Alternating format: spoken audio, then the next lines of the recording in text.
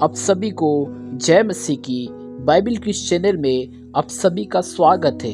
आज हम जानेंगे हम परमेश्वर और धन दोनों की सेवा क्यों नहीं कर सकते हैं। मत्ती रचित सुसमाचार 6 अध्याय उसके 24 पद में लिखा है, तुम परमेश्वर और धन दोनों की सेवा नहीं कर सकते। इस वचन को समझने के लिए हम एक व्यक्ति के विचारों को जानेंगे।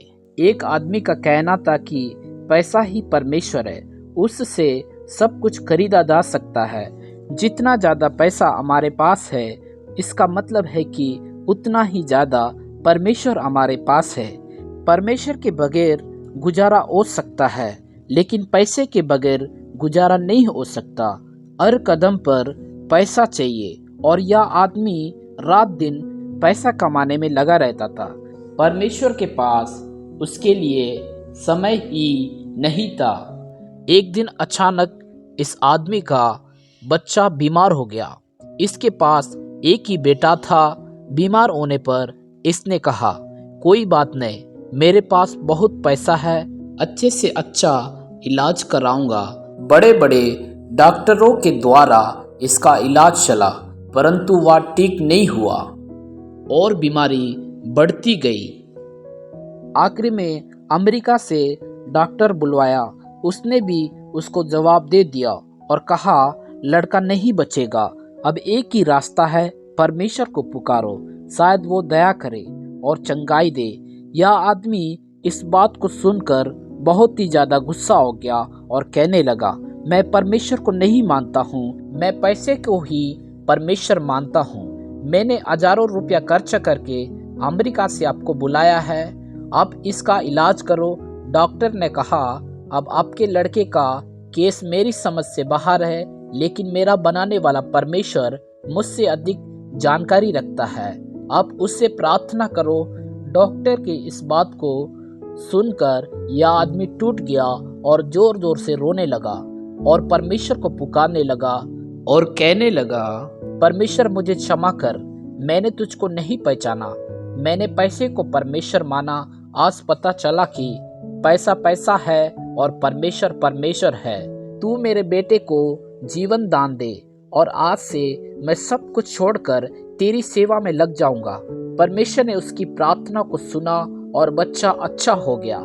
इसके बाद इस चंगाई के कारण इस आदमी का जीवन बदल गया और यह सबको यह गवाही देने लगा कि पैसा कुछ भी नहीं है, परमेश्वर ही सब कुछ है।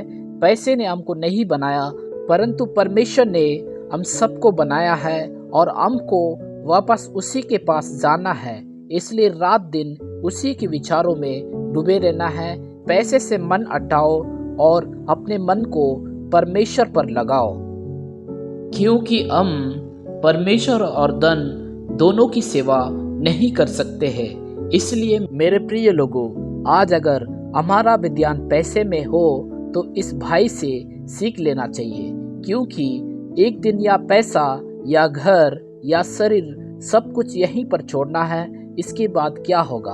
आखिरी में परमेश्वर ही हमारा साथ देगा। एक दिन सब हमारा साथ छोड़ देंगे। यदि आपका ध्यान पैसे में नहीं है तो प्रभु का धन्यवाद हो, लेकिन अगर है तो आज ही तुरंत पैसे से मन को हटाए और परमेश्वर की ओर अपने मन को लगाए, क्योंकि पैसा सारी बुराइयों की जड़ है और परमेश्वर के लोगों को इससे दूर भागना चाहिए। पहला तीमुथियुस 6 अध्याय 10 से 12 पद में लिखा हुआ है, पैसा बुराइयों की जड़ है। मेरे प्रिय लोगों, इस आदमी के अनुभव से सीखे और अपना ध्यान केवल परमेश्वर की ओर ही लगाए, तब ही आप स्वर्ग में उसके पास जा सकेंगे। जो पृथ्वी पर उससे संगति करता है वह ही स्वर्ग में जाता है।